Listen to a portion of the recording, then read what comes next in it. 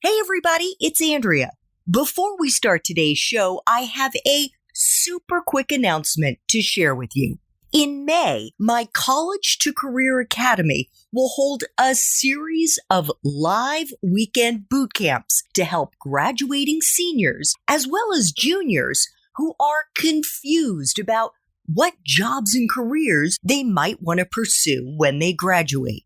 So imagine going from confused to confident with at least 3 different career options you'd be psyched to explore by the end of day 1 of the boot camp, and then learning the tools, tactics, and the strategies to find those jobs by the end of day 2. The boot camp is live and it's led by me over Zoom, and you can learn more about it at College to Career Academy. That's college, the number 2, career.academy. Or you can just look me up on LinkedIn and check out the featured section of my LinkedIn page. I can't imagine a better graduation gift for the college students in your life. Thanks so much for listening, and I know you're going to enjoy my next incredible guest. Hi there, I'm Andrea Koppel, and it's time for coffee. The podcast where you get to hear firsthand what the jobs and careers that interest you the most are really like. Hey there, Java Junkies. Welcome to another K-Cup mini episode of Time for Coffee. By the way, K-Cups come in 3 sizes, single, double, and triple shots, or roughly 1 minute, 5 minutes, or 10 minutes in length. So if you don't have time to throw back an entire caffeinated career conversation, these K-Cup mini episodes of T4C can give you a quick caffeinated fix, whether you're on the go or you only have a few minutes to binge. So grab your mug and take a chug, because it's time for a caffeinated career triple shot K-Cup with my guest, Michael Dickinson. So can you take us into a typical day for you now during the coronavirus? We're doing this interview in early February of 2021. I'm guessing you see most, if not all, of your patients virtually. You were telling us in the Espresso Shots interview that you have patients now all over the world since the coronavirus. It became much more mainstream for people to reach out for help, mental health, and all these reasons. And one thing has led to another, and I spent more time on social media. Then somewhere along the line, I also started working for a company that works with many people abroad. And between one and the other, yes, people from all around the world. Sometimes I have to go to my schedule and check my notes to see where exactly it is that this person is that I'm talking to. Because you log on the video and there's a person in their bedroom. Okay, hang on, let me check the notes. What country, what continent, what time zone? Okay, there we go. So what is a day like for you during the coronavirus? Well, during this particular lockdown, it will be waking up with my youngest son because he never sleeps very, very long in the morning. He'll always wake up for one reason or another. I'll get up with him, do breakfast, wait for everybody else to get up, walk the dogs, to hopefully take the kids out as well to get some fresh air. And then it will be either me or my wife starting sessions, which is also a practitioner. And then while one of us is working, seeing patients, the other one will play with the kids. And sometimes be 1 or 2 sessions and then we swap. It can sometimes be a full day. And so it's kind of crazy, but at the same time just flies by. Whereas when you're hitting the books, when you're still in university, you keep hearing about how, as a therapist, you're not supposed to have an identity. You're supposed to be as much of a blank slate as possible so people can project whatever onto you. So very neutral sort of office, they know nothing about your life, ideally, etc. That has all gone right out the window with the coronavirus. Everybody who I talk to will at some point realize that I have kids running around the house. They will often have one of my dogs jump up onto my lap because one of them really loves to say hi to whoever it is that I'm talking to in the video. And so it's something I've just taken my stride, and sometimes might even be part of the odd session where somebody will say, I'm so bored, you at least have kids to go and play with. Well, yeah, that's kind of how you could look at it. But yes, so then I'll have my sessions, then clock out and go straight into playing with kids and dealing with whatever it is that they're going through. And if the weather's permitting, take everybody for another walk. And then it's time for dinner and hopefully peaceful night. Like that, the weeks just rocket by. So for those who haven't had a therapy session, and I've been in therapy since 2008. So actually it's 13 years now, because I believe I started in January of 2008 and have found it to be really insightful and very helpful to me personally. But for those who haven't had therapy, can you take us into the flow of a session? What is it like? What is the experience like for you, Michael? Not easy to generalize, because each person will have a very unique experience. I've talked to some people in which the silences will stretch to almost the entire session, because it's just very difficult to talk about anything. And I've spoken to people who talked so much, so in the first session they didn't even pause to let me talk and left feeling like they hadn't had any help at all. So it varies tremendously. But what would a person typically expect from at least me? To get an idea of where they are now and how they got here. What I aim to do is that people can find themselves talking about very complex issues by answering very, very simple questions. So it would be like a very in-depth conversation with an old friend. That's what I hope, with the difference that this old friend knows nothing about them and has absolutely no personal opinion that will in any way impact their lives. And as time goes by, as people learn to trust me, it's sometimes very funny. We'll just clock out from work, because now everybody's in video sessions. They'll clock out from a meeting and just start with me. And sometimes they'll go, you can just see their face changing right in the first few seconds. They'll be like in business mode. And the next moment, they're like, oh my, and just a line of swearing, they're nonstop, just getting it all out and saying, everything is absolutely awful. Everything's gone terrible right now, etc., etc. Okay, what's happening? Was something actually going bad, or is it your boss who's annoying you? Then they'll take a moment to breathe, and then whatever has to roll out of the conversation will roll. So a typical session, questions and answers, and then the rest really depends on what comes from the inside. I've had people who I ask, well, how are you doing? And they burst out in tears. So that really will depend on whoever comes to look for help. I've noticed in my own therapy, Michael, and I've worked with a couple of therapists over the years, they haven't said, Andrea, you're repeating a pattern from when you were a child. Instead, it's as if they're holding up a mirror and eventually one day the light bulb goes off. Is that a typical style for therapists? Well, each person will find their own style and what makes the most sense according to their academic background. But yes, ideally, it's not about me pointing out to people, hey, look, this is happening. Because if I tell you, if you were my patient, oh, you're doing this, and you might not like that. So you might start counter-arguing. So that's useless. The idea would be more like, so this happened, yeah?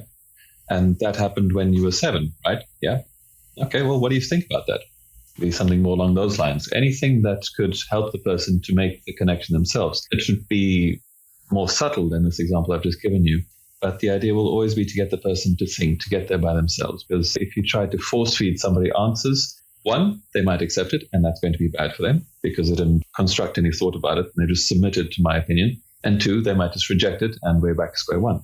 You wrote a popular LinkedIn post about why you think people should explore seeing a therapist, Michael, when there's so many other quote unquote tools out there to help us, whether it's exercise or motivational books, healthy eating, meditation. You said there are really no magic steps. Why a therapist and not the rest of those tools? The answer is very simple, because we are human. And as human beings, we are a social species. Everything we are as individuals came from relationships. It came from relationship to a mother or a mother figure or a father or father figure. If the very, very rare cases in history in which we've seen individuals raised by wolves and things like that, they were completely dysfunctional. They were not fit for social interaction in any way. So if everything that's important that makes us who we are came through socialization, this is the very reason why we should look for help within a social relationship, within a therapeutic relation. Often it will be the case that the relationship itself is first more important, and only secondly important what's being said. The existence of somebody in your life who is completely judgment-free and just there to support you in whatever it is that you have to say can be incredibly powerful. What's the difference between this and self-help books and meditation, all that? Those other ones are done by yourself. You can meditate and imagine that you win the lottery or whatever, etc. And this is very comfortable. That's great. It's nice to have a foot rub. But what's that going to do towards helping you build a new understanding on something you've already spent so much time thinking? And what's the difference, in your opinion, between talking with a therapist, psychologist, versus your best friend or a family member? Be it a best friend or a family member, they're always too close to the trees to see, too close to the forest to see the trees. They will always have an opinion on what you're going through. There will always be somebody in your life, and in regards to that, you will want to, even if subconsciously, hold back from sharing certain information. You might have something absolutely horrible you're going through and you don't want to share it with a family member because you don't want them to be worried about you or things of the sort. And even a best friend, you might not want to share everything because it might overburden the relationship as well. Also, these people, as well-intended as they are, they might not have the right skill set to help you see what's happening. So that should be the major difference. Why did you start writing your fictional stories, the clinical tales, 2 years ago? Who is the audience for those stories, and what do you hope they get out of them, Michael? Well, at present, they're still mostly in Portuguese because I started writing them for a Portuguese audience, and I still haven't gotten around to translating the site to English. What happened was in 2018, I had been working for a company, a clinic, and it got to the point where, well, it wasn't working out. So I stopped working there. And in Portugal, when you break a long-term contract, you're given a number of months in which you don't necessarily have to start immediately working. And at that point, I had a very simple choice. I would either look for a job, and whatever I'd earn would then go to pay daycare, or I would stay in this position. And because of the agreements we have here, daycare would be very much close to free.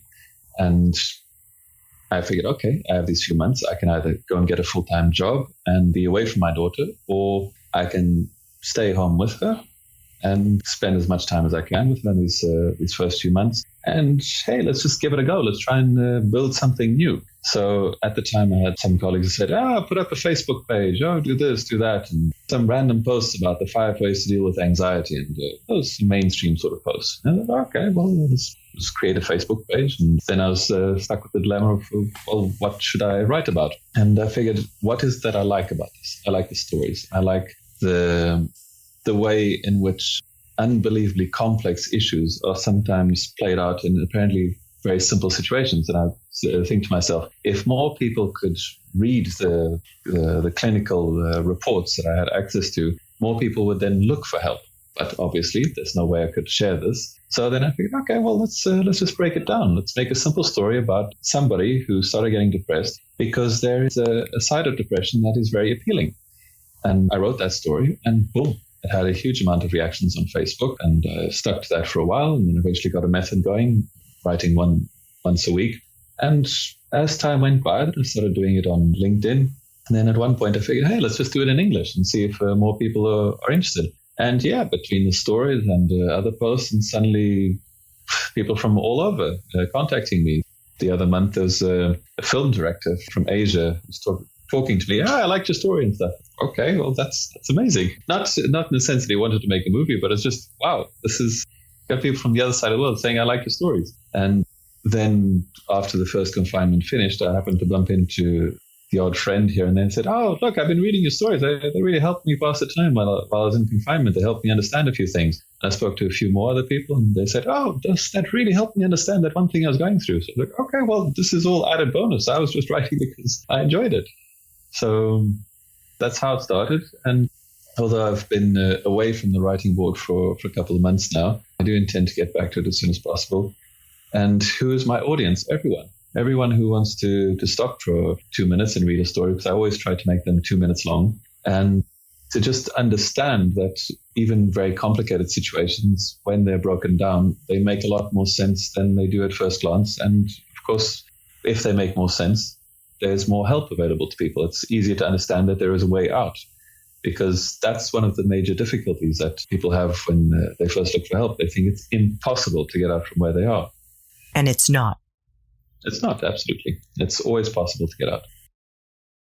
Thanks for tuning in to this K-Cup mini episode of Time for Coffee. If you want to listen to our entire caffeinated career conversation, please check out the show notes for this episode. Thanks so much for listening to Time for Coffee, where the professionals in the jobs that most interest you always have time to grab coffee 24/7, no matter where you live. I have one quick favor to ask you. Remember to rate, review, and subscribe to Time for Coffee. Thanks so much.